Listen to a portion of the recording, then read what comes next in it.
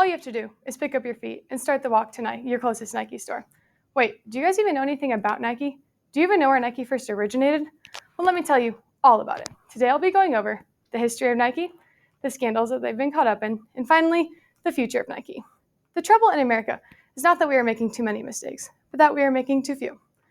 Before we get started with this tour today, let's talk about the history of Nike, or should I say, Blue Ribbon Sports. Nike hasn't always been known as Nike. In fact, Nike used to be called Blue Ribbon Sports, which originated in Beaverton, Oregon. According to an article by Britannica, Blue Ribbon Sports was founded by Bill Bowerman and Phil Knight. Knight was a former student of Bowerman's. Bowerman was a track and field coach at the University of Oregon. Together, these two opened their first retail store in 1966. In 1972, they later released their first name brand shoe.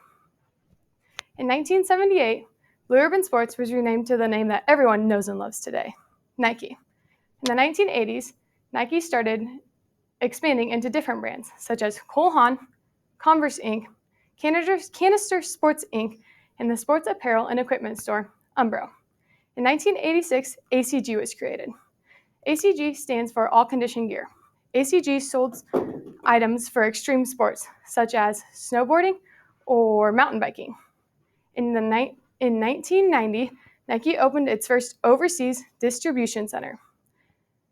Although this seemed like a good thing, Nike's image suffered due to the poor working conditions of said overseas distribution centers. Nothing much happened in the 2000s besides more people signing. Now, Nike has distribution centers and retail stores in over 170 countries. They are also selling sports accessories such as heart monitors and more. Nike owes a lot to people like Michael Jordan and Tiger Woods and more, who helped in Nike's overall success. I mean, greatness isn't born, it's made. Before you guys get too attached to Nike, you should know that Nike isn't perfect. In fact, Nike has been caught up in many scandals in the past. Nike's been in scandals with people like Michael Jordan all the way to people like Kobe Bryant. One of the biggest scandals that Nike has been involved in includes the famous golfer Tiger Woods. According to the article, How Nike's Handled Scandals Throughout the Past, states Mr. Woods had affairs with at least a dozen people. This shows that while Mr. Woods was having these affairs, Nike still chose to stay loyal with them. Lance Armstrong cannot say the same. Armstrong is a famous cyclist. Armstrong was accused of using performance enhancement drugs to perform his races as a cyclist. After hearing this, Nike was sure to drop him right away. It's a good thing Nike dropped him when they did, because Lance Armstrong admitted to using said drugs while also making an apology. Another scandal that Nike has been involved in includes the famous football player for the Atlantic Falcons, Michael Vick.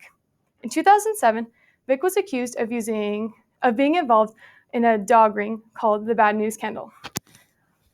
Vick was soon dropped from Nike while also spending time in prison.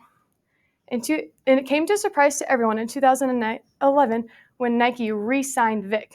Nike claimed he'd learned from his mistakes and had changed for the better.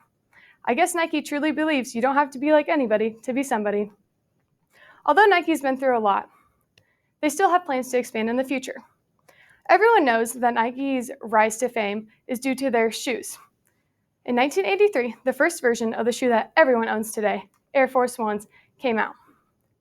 This shoe was a low cut. The low cut made the shoe a wider accessibility while also giving people that popular basketball look that everyone wanted, and it was easy to wear. Ever since then, Nike's shoe branch has been expanding. Due to this, Nike's been putting a lot of focus on their shoes, meaning that other people have passed them up in their clothing section. Now, Nike is planning on putting more focus on their clothing and making it better for the environment. They are going to do this by adding a sustainable material, making it break down easier, while also making it overall better for the environment.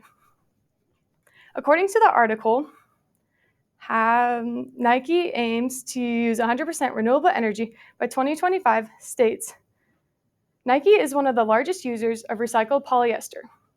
Kinder said he believes the materials are where Nike can grow the most. This shows that Nike is trying to make the world a better place by using materials that are better for the environment. The article later goes on to state that Nike plans to reduce its carbon footprint by 30% while also making it 100% renewable energy. This shows that Nike is putting their beliefs into action. I mean, believe in something, even if it means sacrificing everything. The big question is, will Nike just do it and reduce their carbon footprint by 30% while also using 100% renewable energy? Or will they fail at the end of the day? Thank you for coming on this tour with us.